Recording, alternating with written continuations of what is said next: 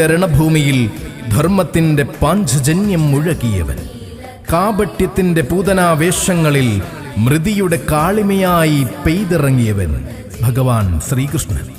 കണ്ണന്റെ ലീലകളെ വർണ്ണിച്ചുകൊണ്ടിതാ നാടിനായി സമർപ്പിക്കുന്ന ജീവാമൃതം പണയിലമ്മയുടെ തിരുമുറ്റത്ത് ശ്രീമദ് ഭാഗവത സപ്താഹയജ്ഞം.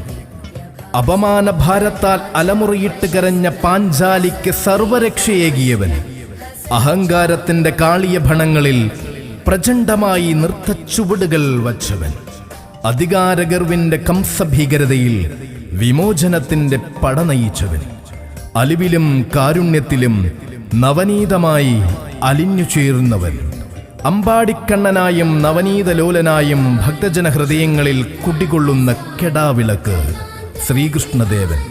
മൂകനെ വാചാലനാക്കി മുടന്തനെ പർവ്വതത്തിന് മുകളിലേറ്റുന്ന ഭഗവാൻ കണ്ണന്റെ നാമങ്ങൾ ഉരുവിട്ടുകൊണ്ട് ഒരു ദേശം ഇതാ കാത്തിരിക്കുകയാണ്. ജീവിതവ്രതമായി മണ്ണും മനുഷ്യനും കാത്തിരിക്കുന്ന പുണ്യാമൃതം ശ്രീമദ് ഭാഗവത സപ്താഹയജ്ഞം.